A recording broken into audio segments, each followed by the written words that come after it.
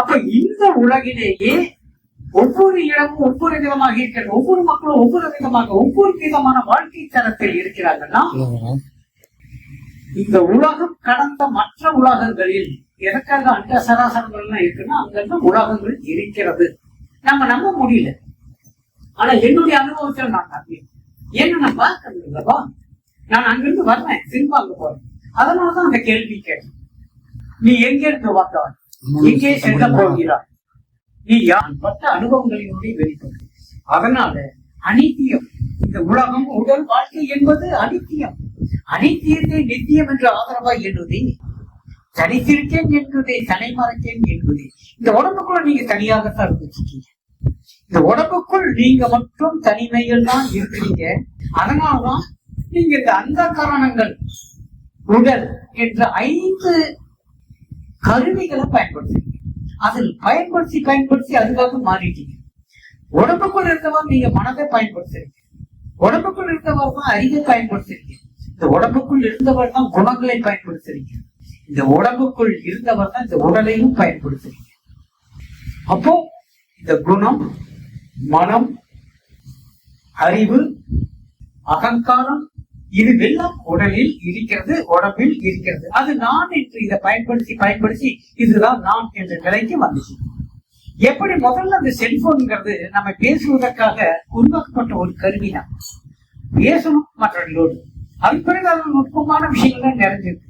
அதன் பிறகு யாரோடு யாரும் பேசலாம், எது வேணாலும் பண்ணலாங்கிற அளவுக்கு வந்து கடைசியில் இந்த போனே உங்களுக்கு இதுதான் நீங்களா மாறிட்டீங்க.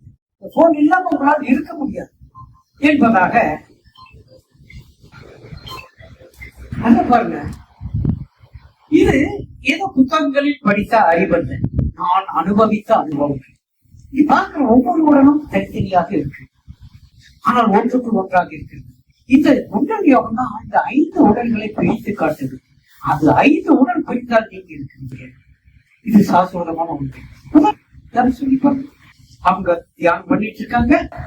இங்கே அந்த உடம்பு இருக்குது, இன்னொரு உடல் அங்க இருக்குது, வேறொரு உடல், 3 உடலை அவங்க பார்த்துருக்காங்க. இப்ப அமெரிக்கா டெக்சாஸ் நகரத்திலிருந்து இப்ப 3 மாதம் என்னோட தொடர்பு இருக்காங்க. அந்த பெண்ணுக்கு கிடைக்கிற அனுபவம் அதி அற்புதமானதாக இருக்கு. உடம்பு விட்டு போகுது. அப்போ இன்னொரு உடல் அந்த உடம்பு படுத்துட்டு இருக்குது. இந்த உடம்பு விட்டு இந்த அம்மா வெளிவந்து கணவர் அருகில் போய் உட்காருது, குழந்தைக்கு பக்கம் இருக்குது. உடனே அதை விட்டு அப்படியே மானப்பீதிக்கு போகுது. ஏதோ கிரகங்கள் போய் அங்கெல்லாம் சஞ்சாரம் பண்ணி திரும்ப அது வருது. நிறைய அனுபவம் சொல்லுது. தலைக்கு மேல் அப்படியே வெண்மையான பால் அப்படியே ஒளி பற்றி சொல்றது. அப்போ அவங்க உடம்பு பாருங்க. அவ்வளவு ஏன் இன்னைக்கு உங்களுக்கு பயிற்சி கொடுக்கலான்னு கொண்டு வந்து சில விஷயங்களை அனுப்பியிருக்கேன். அதை கொடுக்கலாங்க முன்னாடி ஒரு தெளிவு வரட்டும் அப்படின்னு. இந்த சுவாச மந்திரம் என்பது சாதாரணப்பட்டது. கீழ் நோக்கி பாய்கின்ற இந்த பிராணன் அப்படியே இயக்கமற்று நிற்கிது. சுவாச மந்திரம் வாசியோக நிலையில் நோக்கி பாய்கின்ற பிராணன் நாசி நுனி ஆக்னா சாஸ்திரத்தின் வழியாக வெளியேற்றப்படுகிறது. இதுவரை குண்டலினா என்னன்னு தெரியாத நீங்க இங்க வந்த பிறகு அந்த உணர்வை பார்க்க முடியாது. கைச்சு பாருங்க, பின்னாடி தொட்டு பாருங்க, வெப்பமா. சுழிமுனை சுவாசம் சித்தர்கள் சொல்றது. அது இங்க சாதாரண மனிதனுக்கு கிட்டாத ஒன்று. ஆனா ரொம்ப அழகாக இந்த சுழிமுனை சுவாசத்தில் எல்லோரும் இருக்கீங்க. இந்த உணர்வு நிலை, இந்த உணர்வு நிலையில் இருக்கும் பொழுது எவ்வளவு அற்புதங்கள் நீங்க நம்புறீங்களே. நேற்று பக்ரைட்ல நம்ம யோகியோடைய சகோதரர் புவனேஷ்குமார் என்கிட்ட பேசுறாரு. பேசிட்டு ஐயா நான் அந்த உணர்வு நிலையில சாஸ்திரத்தில் இருக்கேன், ஆன்மா தரிசனம் நான் பெறணும், அதுக்கு என்ன வழின்னு சொல்றேன். அப்பதான் நான் சொன்னேன், அதை இப்ப பயிற்சியாக அப்பதான் நான் சொன்னேன், சாஸ்திரத்தில் இருந்தவாறு நீங்க உணர்வோடு இருந்தால் உங்களை பார்க்க முடியாது. அதே உணர்வோடு உள்ள ஆக்ஞாவுக்குள் சேர்த்துட்டேன். அப்படியே உள்ள போறாரு. அப்படியே விட்டுட்டேன். ஒரு 1/2 மணி நேரம் கழிச்சு அவருக்கு அந்த பயிற்சி கொடுத்துட்டு 1/2 மணி நேரம் கழிச்சு போன் பண்றேன், எடுக்கல. 3 மணி நேரம் கழிச்சு அவருக்கு போன் பண்றேன். அதி உன்னதமான நிலை பெற. எதுக்கு இதை சொல்றேன்னா நல்லா கவனிங்க. இந்த ஆர்வம் உங்களுக்கு முதல். இதுக்கு ஒரே விஷயம் என்னன்னா, நீங்க இந்த உடம்பு இல்லைன்னு நம்பணும். 2வது ஆன்மாதான் நான் என்று நம்பணும். 3வது எனக்கு மரணம் கிடையாது. குரு கொடுத்த மந்திரம் கொண்டு வீத வல்லிலே. குரு ஒரு மந்திரம் கொடுக்கிறார். அந்த மந்திரத்தை பிடிச்சிட்டு இந்த பிறவி பெருங்கடலை நீந்தி செல்லணும் என்று சொல்லுகிறது. இப்ப இந்த சாமானிய குருமார்கள் கொடுக்கின்ற மந்திரங்கள் எல்லாம் எத்தகையது?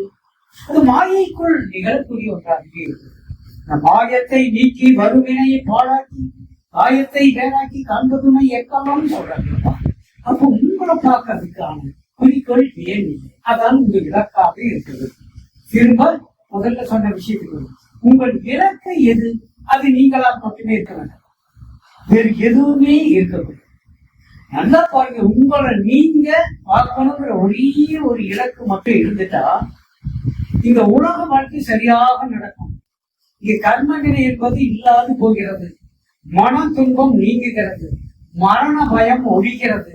நீங்கள் எதை கவனிக்கிறீர்களோ அது எல்லாம் உங்கள் வசத்தில் வருகிறது. அடிக்கடி நவர்ந்து போயிடுவாங்க. இப்ப இல்ல நான் ஆன்மாங்கிறதுக்கு அர்த்தம் உங்களுக்கு அந்த மக்கள் கொடுத்து அது ஆத்ம பிரமம் போதும். அஞ்சாட்சரம் இன்னும் சொல்லி வந்திருக்காங்க, அதே தண்ணிகளை பெற்றிருக்காங்க.